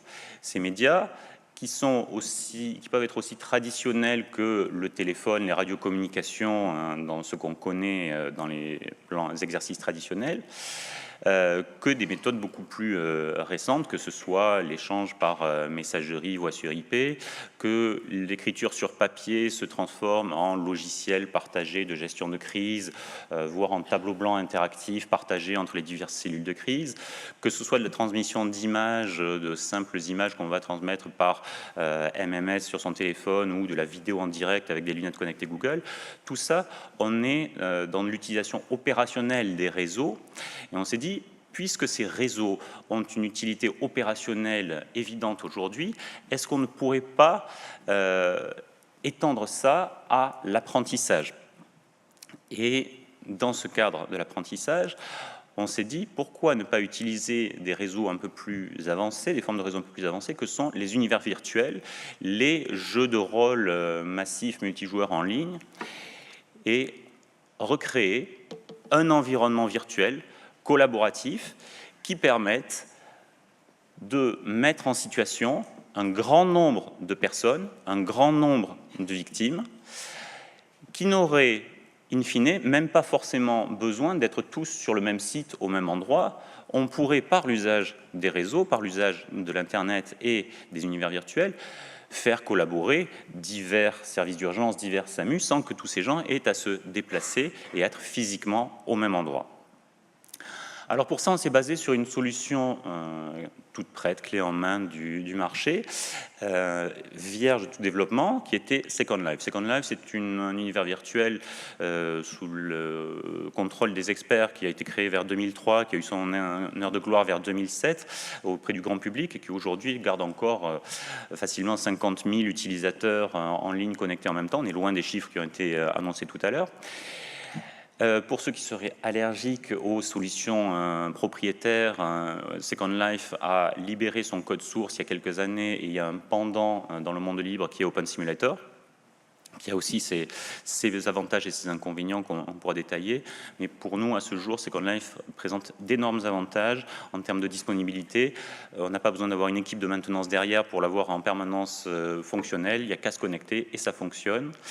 Et le deuxième gros avantage de Second Life, c'est qu'au-delà de tout ce qu'on a pu créer, nous, que vous voyez sur la partie gauche, qui est un environnement où on retrouve à la fois un noyau urbain avec son hôpital, son SAMU, ses pompiers, sa préfecture, tous ses services et ses moyens de secours, des ambulances, des hélicoptères, un hôpital avec son scanner, son service d'urgence. On a tout autour recréé à la demande au fur et à mesure des exercices des décors qui simulent un immeuble qui a explosé, des hangars où des produits toxiques se sont déversés, une salle de théâtre, un cinéma où il y a eu une explosion, et tout dernièrement un grand stadium. C'est là qu'intervient la puissance de Second Life, c'est-à-dire que vous n'avez pas obligatoirement besoin de développer des choses aussi standards. Le stadium, on vous le demande la veille, vous allez sur la place de marché, le marketplace qui est figuré ici à droite, et pour une somme dérisoire, vous achetez ce décor, vous le mettez en place en une demi-heure, et vous êtes prêt à fonctionner sur un nouveau scénario. Donc c'est pour cette raison-là essentiellement qu'on ne va pas passer sur Open Simulator et avoir à tout refaire par nous-mêmes. On préfère bénéficier de l'expérience de la communauté et de la collaboration. À l'intérieur de cet univers virtuel, on va intervenir en tant que soignant, en tant que médecin, secouriste, paramédical, au travers d'un avatar. Un terme qui a été galvaudé et rendu célèbre par un film éponyme. Et donc c'est un personnage que vous pilotez qui va vous permettre d'interagir à la fois avec ce monde virtuel et tous les éléments qu'il peut contenir et les autres acteurs, les autres apprenants qui sont à vos côtés. Donc à partir de là, vous vous dites il faut autant de monde que dans un exercice classique.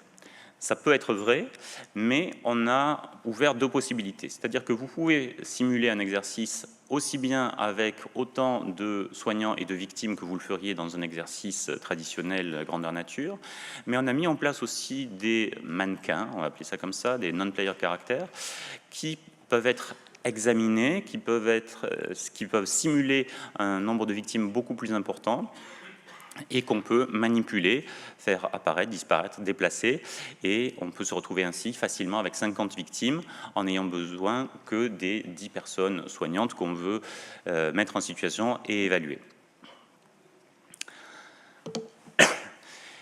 Ces mannequins, s'ils ont perdu la capacité du coup de dialoguer avec vous et de répondre à vos questions, on a cette année, et c'est une nouveauté, l'univers est en perpétuelle amélioration, intégré dans ces mannequins un système qui simule leur physiologie, qui se veut aussi extrêmement simple, comme l'ensemble de cet environnement est extrêmement modulable, ce qui fait que vous pouvez créer autant de paramètres que vous voulez pour ce mannequin et les faire évoluer en temps réel durant la simulation.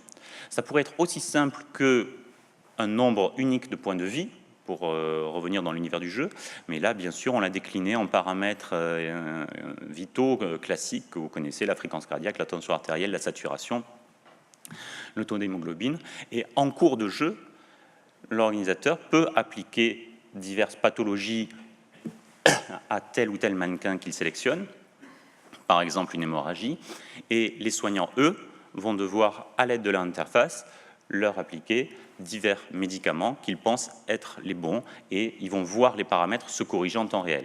Alors, l'exemple que vous avez sous les yeux date de cette semaine, on l'a fini pour l'atelier aujourd'hui, donc on est loin du réalisme, on a les paramètres qui s'affichent au-dessus de la tête de la victime, mais je ne doute pas que dès la semaine prochaine, ça s'affichera sur un écran déporté, sur un moniteur multiparamètres. À partir du moment où on est dans cet univers avec son avatar, on va, et c'est le but, c'est l'intérêt de cette simulation, pouvoir interagir avec toutes les autres personnes qui sont dans la simulation. Comme dans la vie, l'essentiel de ces interactions vont se faire par la voix, et les étudiants que vous voyez ici sur la photo sont équipés d'un micro-casque qui, en plus, les isole particulièrement pour augmenter la sensation d'immersion. Et donc, dans le jeu, on va pouvoir avoir des relations vocales avec tous les gens qui vous entourent visuellement, et la voix ne porte qu'à une certaine distance, donc on aura une sensation de réalisme là aussi. On ne peut pas parler sans un micro à la personne qui est à l'autre bout de la salle. On peut également simuler des conversations téléphoniques, donc de 1 à 1, de manière privée, et en se dotant de matériel spécifique sur son avatar, comme la radio qui est à la taille de mon avatar. On peut également simuler des conversations radio, c'est-à-dire de une personne à n personnes, toutes équipées de ce même dispositif, et ça à distance. Je vais essayer de terminer malgré le chat dans la gorge. En termes d'interaction,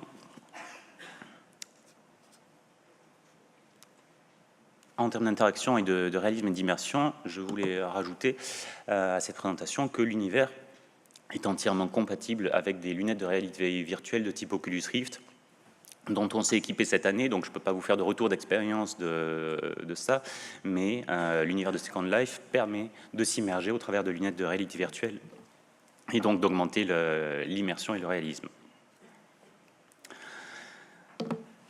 Pour finir, avant que ma voix ne s'éteigne, je vais être réaliste à mon tour et vous dire que ce système n'est pas tout rose forcément, et qu'en fonction des personnes, on peut aussi bien avoir des utilisateurs, merci beaucoup, des utilisateurs qui vont se familiariser avec l'environnement en 3 minutes. On peut avoir aujourd'hui des gamers invétérés qui viennent en formation et qui, au bout de 3 minutes, ont complètement intégré toute la manipulation qui consiste uniquement en quelques touches de direction et la manipulation d'une souris. Mais il y a d'autres personnes, et peut-être que certains dans la salle se reconnaîtront, qui ont du mal avec la manipulation de la souris.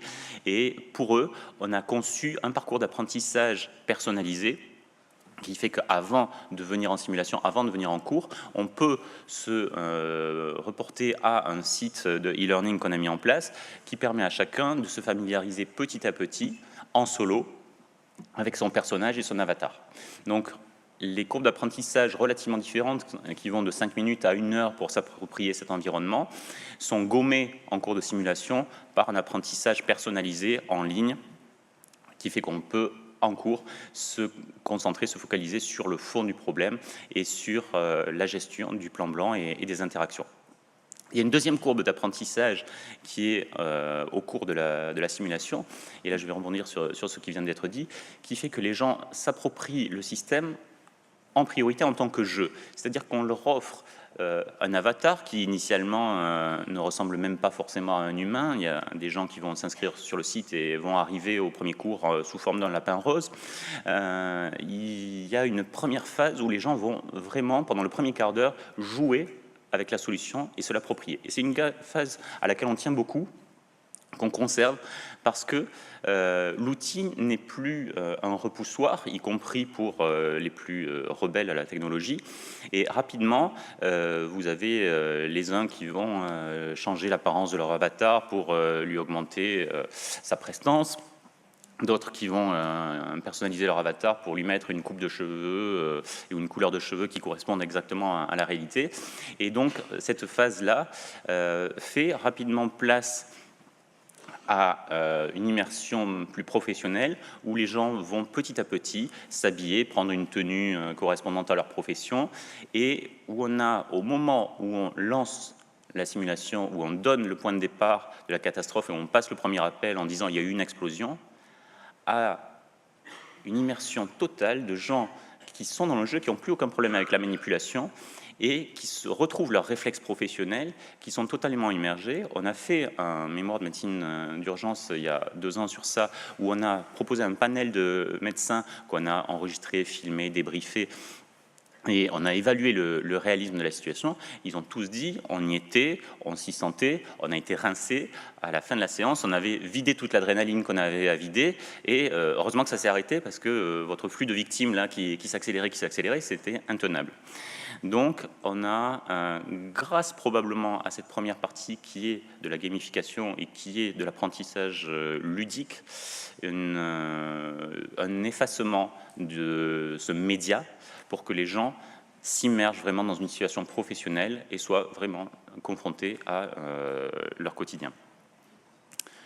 Je vous remercie.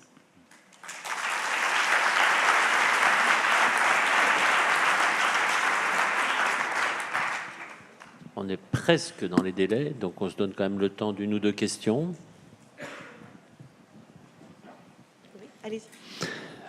Bonjour. Alors vous parlez d'avoir testé l'environnement avec des médecins. Est-ce que vous l'avez testé avec les directeurs des hôpitaux?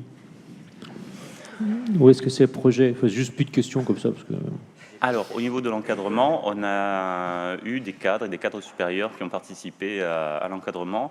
On n'a pas, à ce jour, fait participer de personnel administratif. Et il y aurait des freins éventuels ou enfin que je ne perçois pas là parce que je vois pas bien là. Aucun. On peut simuler c'est juste ça n'a pas été encore fait. On peut simuler absolument ce qu'on veut, n'importe quoi, n'importe quelle situation extra-hospitalière, intra-hospitalière, n'importe quel poste de travail. On a aussi bien un centre 15 qui est simulé avec ces postes de travail que le poste de pilotage du pilote d'hélicoptère. Il n'y a aucune limite à ce qu'on peut mettre en scène. Merci. Il y a des limites qui sont qu'on n'est pas là pour de la simulation gestuelle, on n'est pas là pour du procédural, on est là pour de l'interaction humaine, on est là pour de la chaîne de commandement, et on est là pour de l'organisationnel. Justement, par rapport à l'organisation, comment ça se passe? Donc là, on a vu qu'il y avait 6-7 étudiants et il y a un moniteur à ce moment-là, une seule personne pour s'occuper d'eux. Combien de formateurs ça mobilise? Alors, sur l'exemple que vous avez vu, il y avait 6-7 étudiants, c'était un bout de la salle, ils sont en général 20-25. D'accord. Simultanés, et avec un formateur. Le fait est que ce sont des étudiants qui viennent, et l'outil est aujourd'hui utilisé en fin et en complément de la formation de médecine de catastrophe, et donc vient dans le cadre d'une mise en situation professionnelle de gens qui ont déjà été formés. S'il fallait former des gens et leur expliquer au fur et à mesure leurs tâches, il faudrait beaucoup plus de monde, c'est clair. Là, on est dans une mise en situation, on pourrait l'utiliser autrement, mais là, on est dans une mise en situation en ce qui nous concerne professionnelle, parce que dans les exercices grandeur nature, c'est tellement long, compliqué à mettre en œuvre, les exercices de sécurité civile, que nos étudiants, on les met en tant que plastrons. Alors ça a des avantages, ils voient toute la chaîne de secours, ils peuvent analyser, commenter, etc. Mais ils ne sont pas acteurs dans un exercice grandeur nature, alors que là ils sont acteurs. Donc ça permet à l'issue de leur formation d'être mis en situation et d'avoir besoin que d'une personne pour les guider. Ils doivent appliquer ce qu'ils ont appris par le passé. Mais c'est un univers totalement ouvert, encore une fois, il peut se passer n'importe quoi. C'est-à-dire qu'on n'est pas dans une stimulation cadrée, vous ne savez pas comment ça va se dérouler, vous ne savez pas ce qui va se passer. On a eu, pour les anecdotes, un jour un étudiant, un ambulancier qui était là, qui a réussi à renverser une des ambulances dans un carrefour en allant trop vite, et donc on s'est retrouvé avec un suraccident à gérer. On est dans du jeu de rôle où un médecin d'accueil, un jour, sur le bilan que lui passait le DSM, a dit non, ton brûlé il est trop grave, je ne peux pas le prendre chez moi, débrouille-toi. Et donc, il a fallu qu'il s'adapte à l'environnement en demandant l'hélicoptère pour l'évacuer vers un hôpital autre, imaginaire, qui n'avait pas été prévu au scénario. On a comme ça des choses totalement imprévues ou des erreurs qu'on peut rattraper, à la différence des exercices grandeur nature. Vous avez un exercice de médecine de catastrophe où on envoie une équipe de reconnaissance. Le médecin, à l'entrée du métro, trouve une victime allongée, baignant dans son sang. Il passe son bilan, un mort, intervention terminée. Il y avait 25 victimes dans le métro. Donc, c'est des situations qu'on peut facilement arrêter, débriefer de manière courte et reprendre. Mais du coup, c'est le formateur qui est à l'intérieur qui fait évoluer, comme vous disiez, l'hémorragie du patient, ce genre de choses, ou c'est le logiciel qui le fait tout seul? Alors, jusqu'à aujourd'hui, c'était des fiches plastrons et donc une évolution qui était nulle, qui était programmée et qui nécessitait de l'imagination et du jeu de rôle. Aujourd'hui, le script que je vous ai montré évolue en temps réel. C'est-à-dire qu'à partir du moment où on déclenche une hémorragie, la personne commence à perdre de son sang et les constantes évoluent dans ce sens-là jusqu'à éventuellement la mort si ça a été programmé de cette façon-là, sauf intervention intercurrente. D'accord. Merci. Pas de dernière question. Ouais, allez, une toute dernière question, courte. Oui, bonjour. C'est une question sur votre débriefing une fois, parce que l'intérêt, c'est de faire un débriefing quand vous avez 25 étudiants.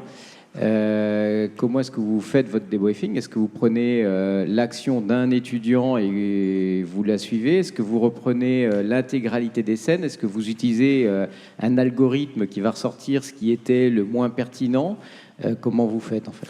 Alors en général, au cours d'une séance de simulation, et c'est un des avantages du système, je n'ai pas pu rentrer dans tous les détails, on reproduit la même scène plusieurs fois. Et très classiquement, avec un groupe de 25 étudiants, on va faire intervenir la première moitié du groupe, leur faire réaliser une partie du scénario jusqu'à un certain point, puis on arrête. On débriefe ensemble avec l'autre moitié qui a pu analyser, voir et juger les comportements de l'autre moitié. Puis on fait la suite du jeu avec l'autre moitié évaluée par la première moitié, et on débriefe tous ensemble. Et un détail intéressant, c'est que souvent, on finit l'exercice en mettant tout le monde sur le terrain, et on s'aperçoit que ce n'est pas le nombre de sauveteurs qui fait la qualité, et en général, on se retrouve face à une situation inextricable quand on multiplie le nombre d'intervenants. Bon, nous avons terminé donc rapidement cette session passionnante.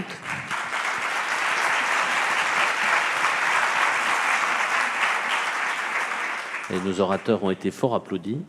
On est censé faire une synthèse, alors c'est un peu compliqué en entendant tout ça, surtout en tant que naïf. Donc je dirais simplement que ce qu'on a vu dans la première présentation, c'est que le numérique est partout, que c'est un outil, mais un outil dans le cadre de l'enseignement bien encadré, c'est le cas de le préciser.